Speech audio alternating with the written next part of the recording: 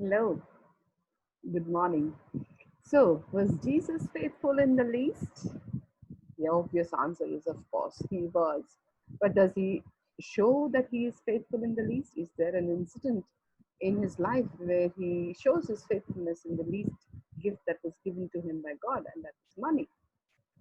Yes, there is an incident like that, and we will talk about that today. So, we are back doing the same teaching, continuing with the teaching that we've been doing till now. Today is day 14 or part 14 of the teaching, and the teaching is called Has the Pandemic Eroded Your Finances? And if so, does God have a plan for your prosperity in this situation? Yes, He does. We believe that, and we can see His faithfulness. I have been wanting to share testimonies, but um, testimonies have a way of making people feel, oh, why isn't that happening in my life? So I'm very careful about doing that. But I'm sure that people who are watching this series have got testimonies to share. And if you do have, I'd welcome that. I'd welcome for you to share that.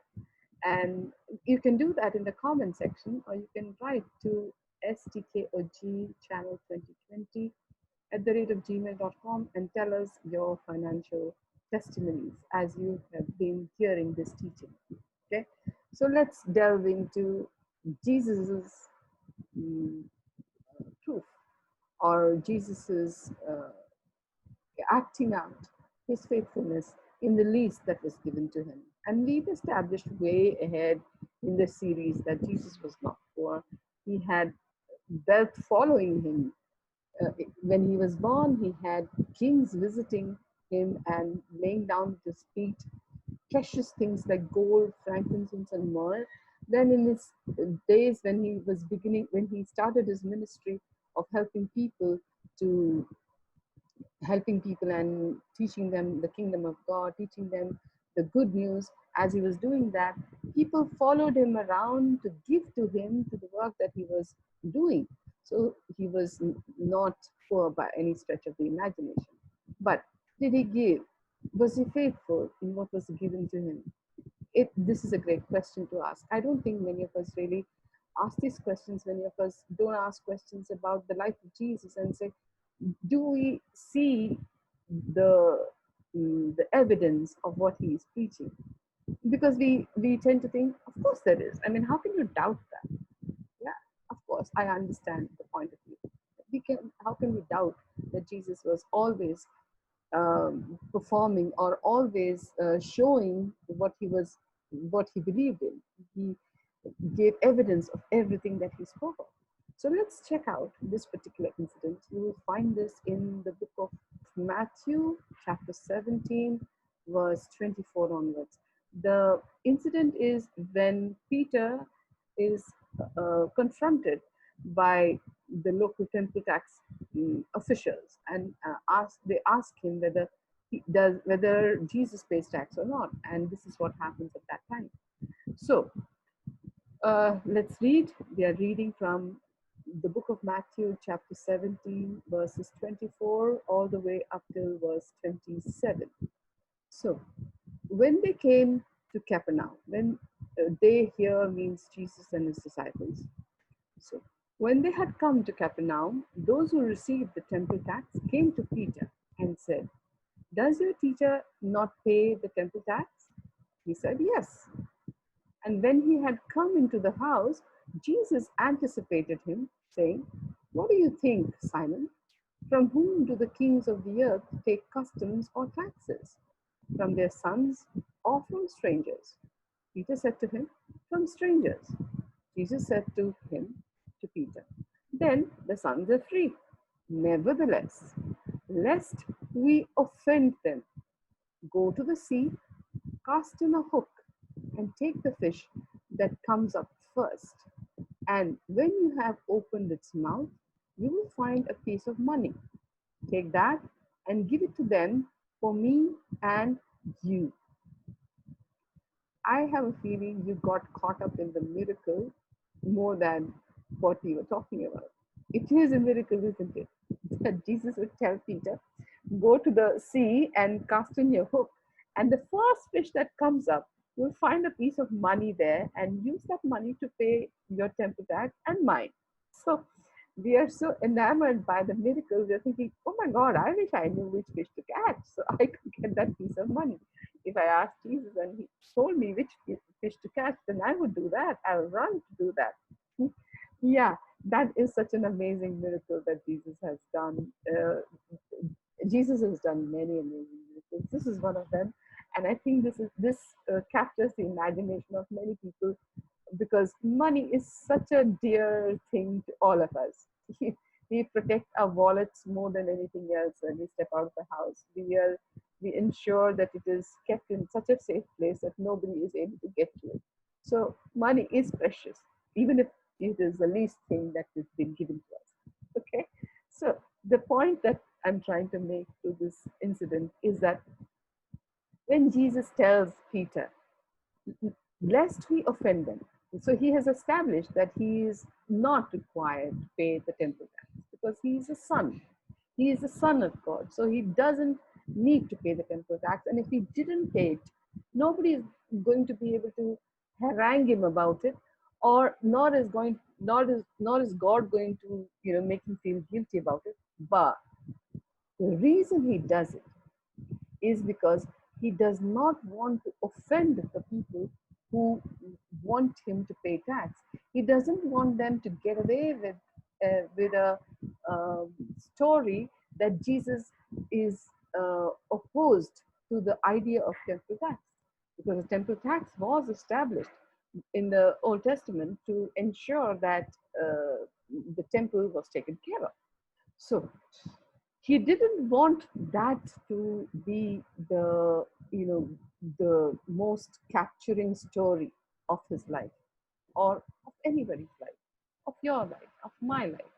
Because when we oppose things, we don't want to be in a situation where that becomes such a prime cause that we would lose the sight of the human beings who are at the other end of the demand. So he was thinking more of the people who were demanding the tax from him, rather than of whether it is right for him to pay tax or not. The rightness of doing something is not the important part of doing anything. Who is if there's a human being on the other end who's asking or demanding something from you, how much does it really take for you to honor the person? That doesn't mean you go about, just because a person is asking you to commit a murder, you do it. No, that's not the point. The point is about things like taxes, things like apologizing, or things like making something, happen. You know, doing some paperwork, which you don't believe is necessary, but because of the people who are in charge of it, you don't want them to feel bad about the fact that they are doing their duty. The temple tax was being collected by people who were doing their duty, right? So not to offend them. So he says, go ahead and get this money. Now, we've already established that Jesus is very rich, right? So why didn't he dip into his money bag and pick out a piece of coin and give it to Peter and say, take this, Peter, and we have enough. I'm sure we can afford some taxes. Take this and go and give it to the temple taxpayers.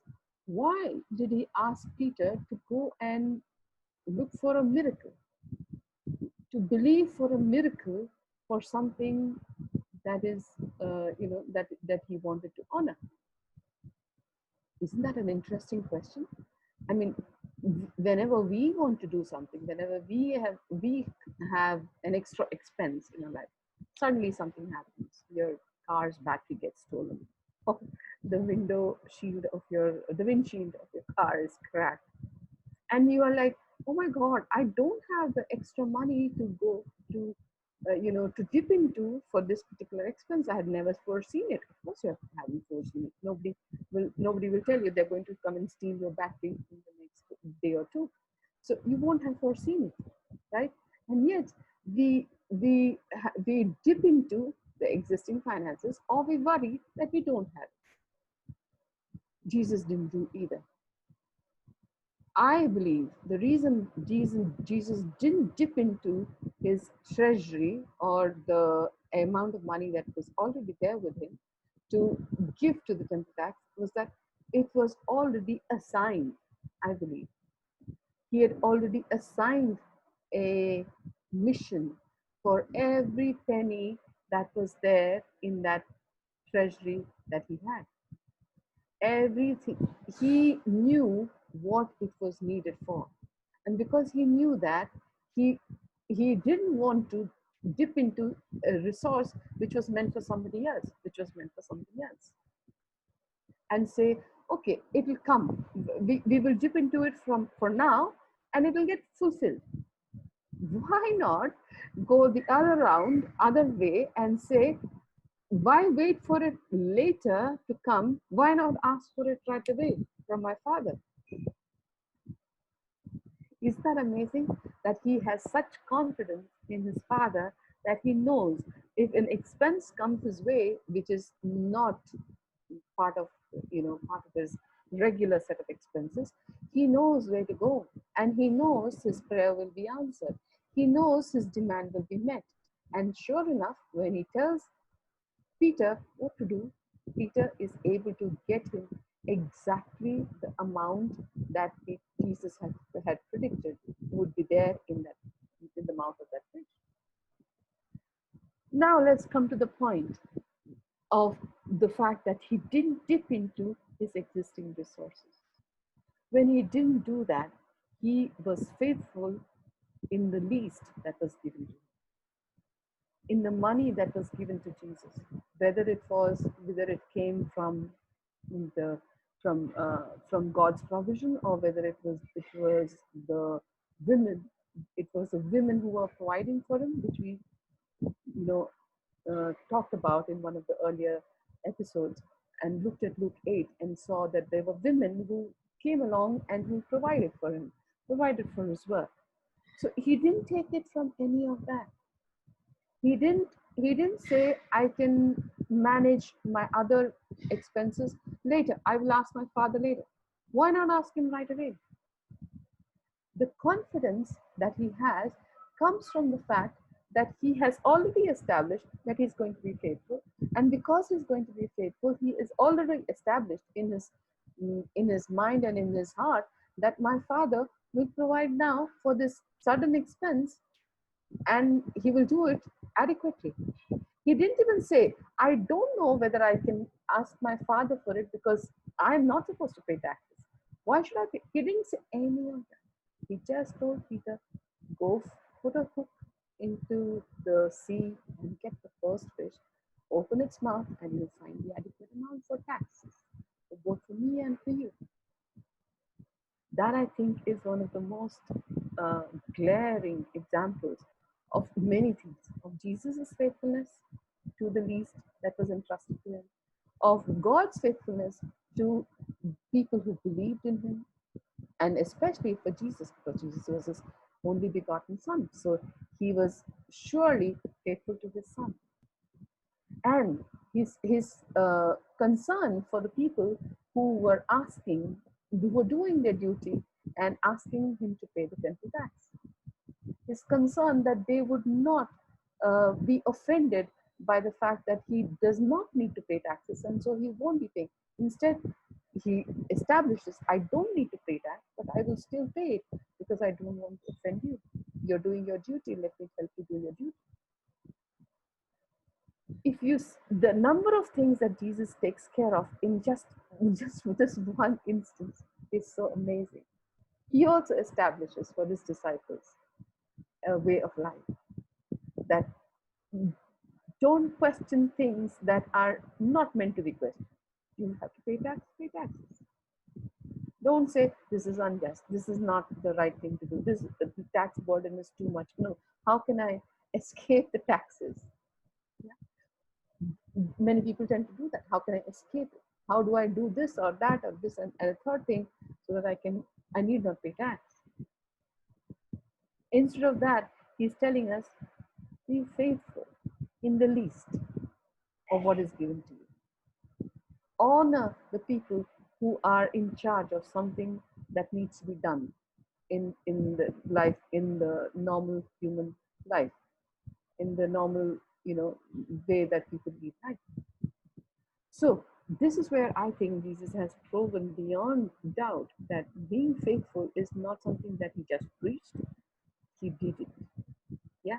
And so now let's look at how he how he talks about the existing condition of those days. When he talks about people, if you remember yesterday, we talked about another way of being faithful to God's gift to us in finances. We talked about keeping away a tenth of your income, of whatever you generate, which is absolutely, according to the word of God, very important. And at the same time, in the day that Jesus lived, there were people who were manipulating that to escape something else. So they were working out of the notion that there's only a certain amount of money that is going to be at our disposal. And to maximize that, we have to cut something else to be able to make sure this piece lasts. So they were so particular about following the law. They were so, they were so adamant that the law has to be followed no matter what, that they were cutting corners at other places, and they didn't even realize how unjust that was. They didn't realize that that it reeked of hard-heartedness. They had no clue. But Jesus talks about that. He doesn't. Jesus never minces words. It didn't matter to him who he was addressing. He could have been addressing his disciples, or he could have been addressing the group of religious leaders of that day. But he didn't mince words. And at the same time, he made sure that he told them the situation exactly as it was, so they had opportunity to turn away from there and follow the path that he was blazing at that time. He was blazing a path that nobody else had blazed till then.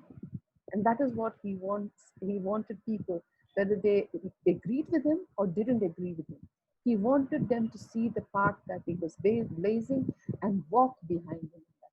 So let's take a look at the instance where he talks about giving the tenth, and at the same time doing things that were important. Okay?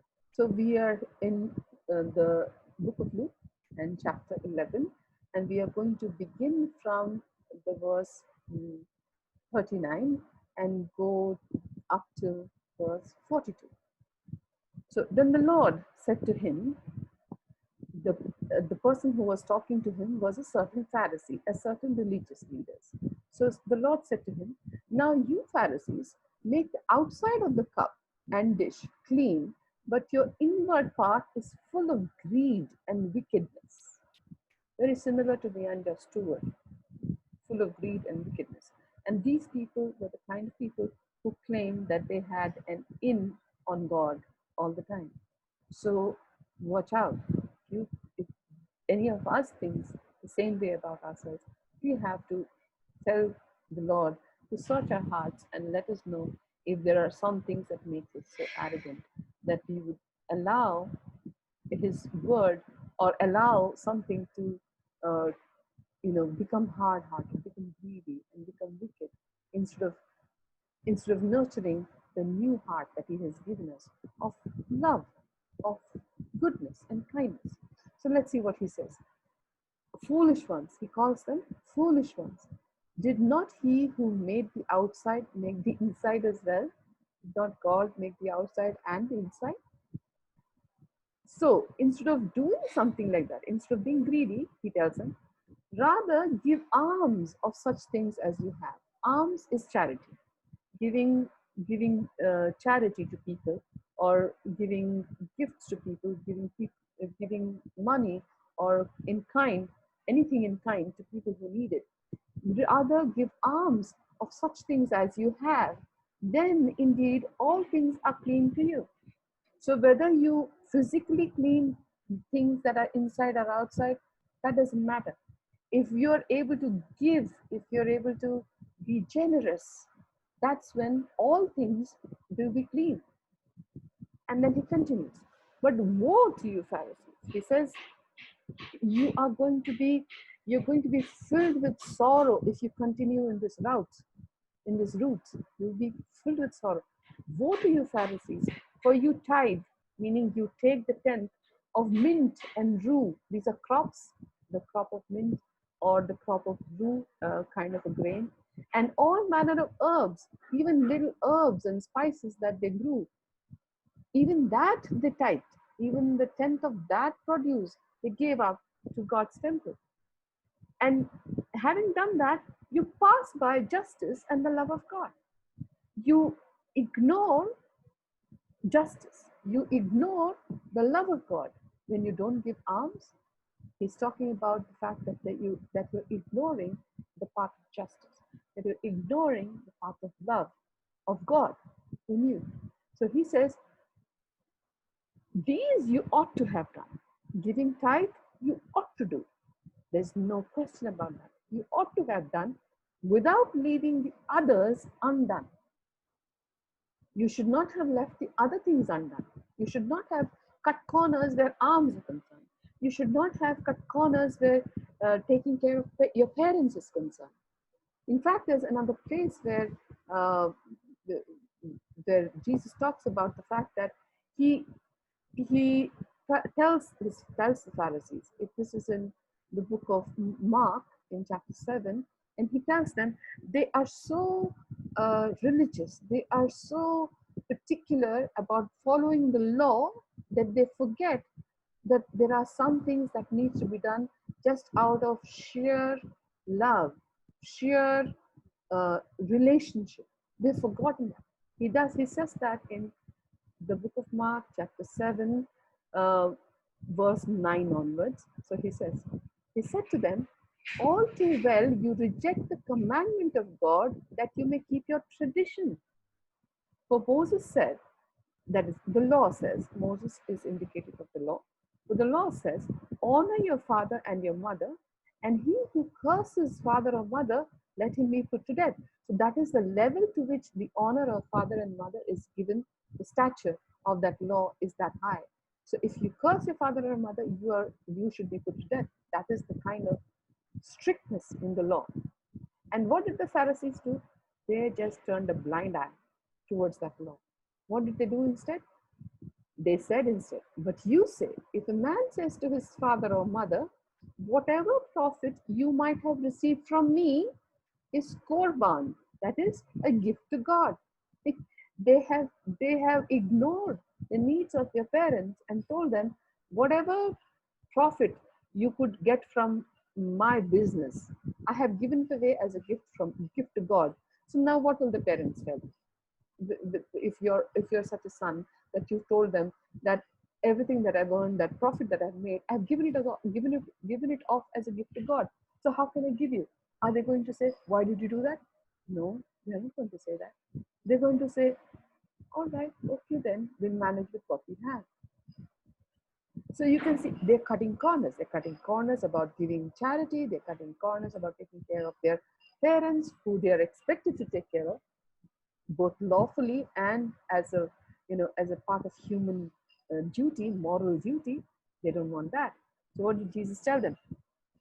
Then you no longer let this person who's given the profit to God, you no longer let him do anything for his father or mother. He doesn't need to do, because what have you done? You're making the word of God of no effect through your tradition which you've handed down, and many such things you do. So this was not even a tithe. They were not even talking about the tithe. Here they were talking about any profit, meaning nobody's going to tell you not to give the tenth of your income to God. Parents are not going to tell that. But they would expect you to take care of them with the extra money that you make. Why shouldn't they? They should expect it, because it is something that is a common understanding of how relationships operate, how love operates. That the people of his day, when Jesus was around, the leaders of his day decided that it is too much for them to give to God as well as to give to human beings and give. I mean, it's not as though there is, if I'm sure if there was some way of they could of getting something in return, they probably would have done it. But it was like they would have to kill that amount of resource. They decided that that's one place I'd like to kill it when I give to God. But the poor people, they're not going to be able to return anything to me. My parents, they've already done everything that they they could do for me. They can't do anything else. What should I give to them? That is hard-hearted, and Jesus talks about that as something that is unfaithful. And that is what is something that jesus Jesus shows it, not just with his own self.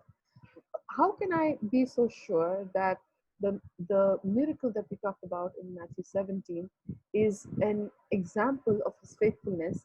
Is because that if he wasn't faithful, he wouldn't have been able to tell Peter with such confidence that you go and put a hook into the sea right now, and you will get the first fish.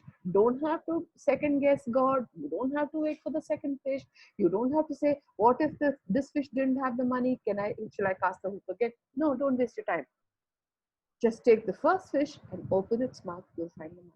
That is the confidence. And that confidence comes from the fact that you are faithful in the least that was given to you. Your confidence comes from the fact that he who is faithful, God who is faithful, will never ever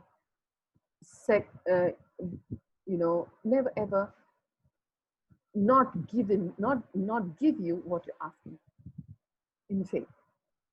And Jesus' request or Jesus' command to Peter was all in faith. He had no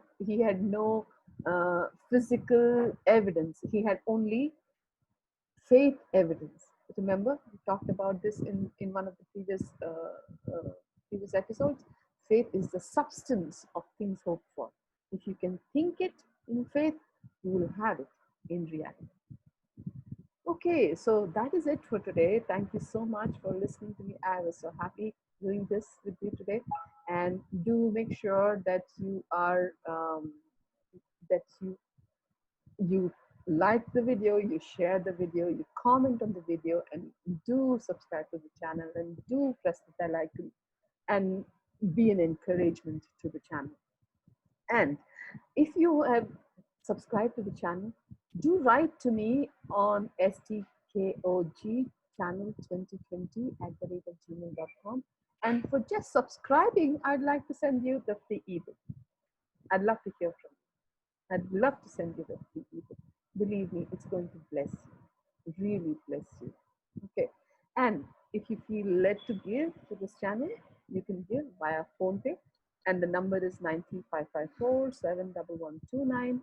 And if you do give, once again, please let me know via the email stkogchannel2020@gmail.com.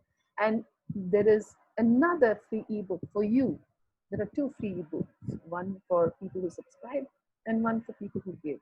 So you can have that. But of course, you'll have to write to me and let me know that you have done it, because when you pay through PhonePe, I can only get your number. I don't think I'll be able to get your name. So do write me your name, number, and your email ID so that I can send you your free gift. Thank you very much, and I hope you have a great day, and I hope you will share this video ahead for other people to be blessed. Look forward to talking to you. Tomorrow is Saturday, so we won't be doing a teaching tomorrow. I'll meet you again on Monday, and tomorrow is a day for an interview, so look out. There will be an interview uploaded tomorrow or day after, which will be done tomorrow. The interview will be done tomorrow. The upload might happen much later. All right, looking forward to seeing you on the other side. Take care. Have a great day. Bye-bye.